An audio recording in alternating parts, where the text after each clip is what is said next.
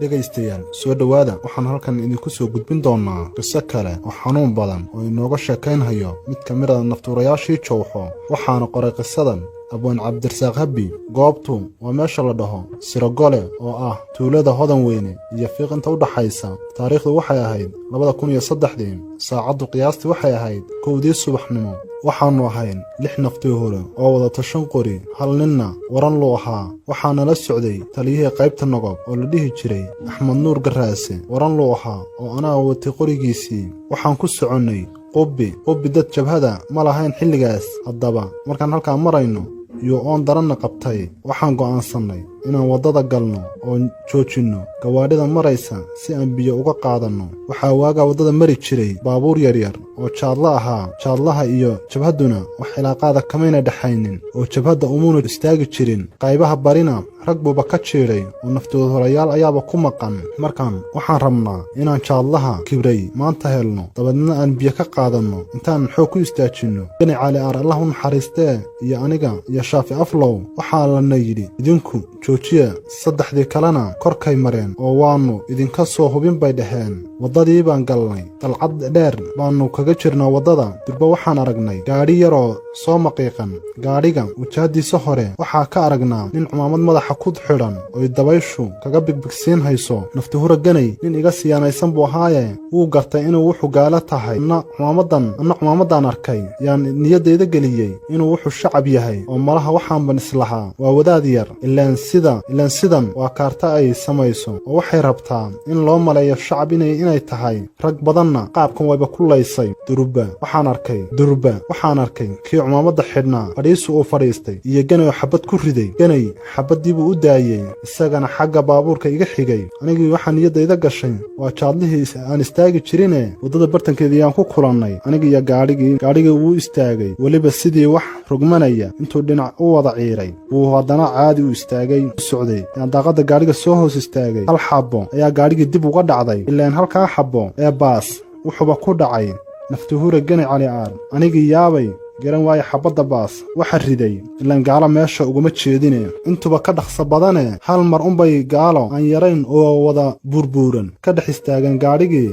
alla balaayo dib baan ka ogaan doonaaye dhammaantood ilaan saraakiil bahan wixii gaadhiga saarnaaba. malaha hoogooyinku ani imaba arkaan ee gani unbay arkaan.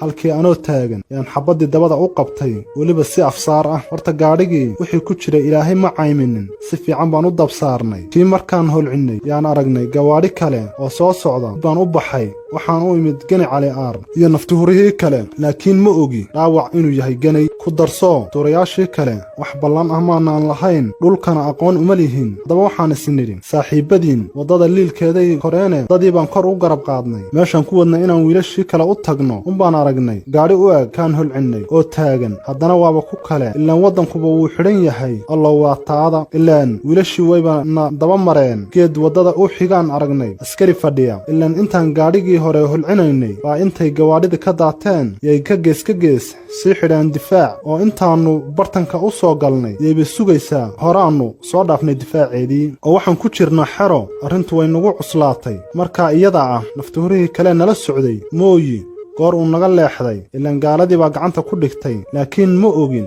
cirkiiyo dhulku way nagu unkadeen. markan waa anigiiyo saaxiibka gani cali aar allah u naxariistee. markaasaan ku idhi war ganay maxaan samaynaa? ilaan waad aragtaa meeshan ku jirnee. ganay nin garan unbaa garanee geesi wuxuu ahaa timanaxa ah oo ilaahay calool adayg iyo kartiba uu sii. markaasuu igu yidhi war yaa suu xaal yahay soo ma aragtid maanta shahiid qorshayso. haye baan ku idhi. markaasuu xagga iyo xagga dhowray. deedna wuxuu ka yaabay cadowga gaalada ee nagu hareeraysan. deedna kaftan yar wuu ii raaciyey oo wuxuu igu yidhi maanta haddaynu shahiidno soo jannadii iyo xuuralcaynta culimmadu ka sheekayn jireen heli mayno. haabaan ugu jawaabay. markaasuu yidhi meel aan u noqonno maad garan? mayaan ku idhi. markaas buu yidhi bes haddaba halkan bartankeeda ah ee ay ugu badan tahay inagu hagaaji. iyadiina dhinacay isku haysaa. cidna orod baan ku soo jeednay intaan xabadaynay. durba waxaan arkay gaaladii oo labada dhinac u kala yaacday ood moodo marka biyo jibaaxaya oo gaal waliba intuu baylkiisii dabada qabsaday gudub u sii ordayo saadaan uga dhex baxnay in ogaanay inaan daba bannaan helnay yaan dib u soo eegay oo anaa ganay ka horreeyey saadaan u soo jeedsaday yaa waxaan arkay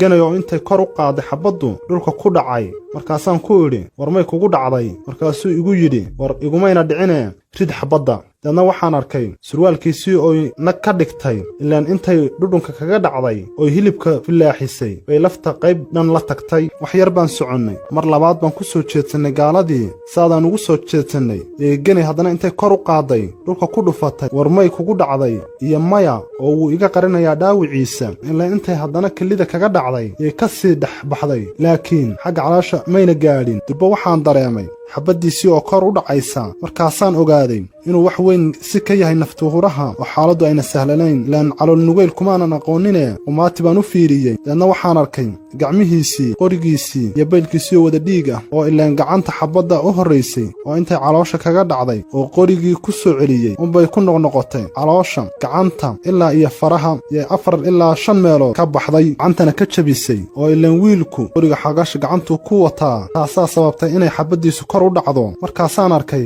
saaxiibka dhuuxiisii oo dhulka ku socda waxaa igu soo xaadiray walwal iyo walbahaar murug aan joogsi lahayn murug aan qiyaas lahayn waxaan arkay saaxiibka dhuuxiisii oo dhulka ku socda waxaa igu soo xaadiray walwal walbahaar iyo murug aan qiyaas lahayn wehelka aan haystay dhiiggiisii iyo dhuuxiisii oo quban haya markaan arkay awoodda cadowgana aan fiiriyey si dhab ah ayaan uga quustay idil ahaanba noloshii macaanayd rasaastii gabaabsi bay nagu noqotay oo hadday ugu badato waxaa qorigayga iigu jira 6 ilaa 8 mid saaxiibkaygana iga sii daran oo aad buu iga gacan fududaa xabsi aan i haynin kolkii hore yaa igu soo xaadirtay markaasaan ku idhi ganayow na bixi maamulka allah iskale laakiin sabab aan ku bixi karno iima muuqato alla mooye cid aan gurmad ka sugnaana ma jirto gaaladii inaan laba keliya nahay oo weliba midu dhaawac yahay oo ay aragtaa si kastaba way nooga badan tahay su'aalo badan baa isweydiinhayaa markaa waxaan is odhan siduu wax yahay waad aragtaa miyaad saaxiibka ka tegi naygii isu jawaabi oo waxaan dhihi maya burqadan ku sugannahayna ninkii garan baa garanee waa meel dhagax badan oo markaad dib dhowrto yaa waxaad moodi dhiiggii wiilka inuu dhulka shuux yar helay dhalaalkiisa dhiigga aad arki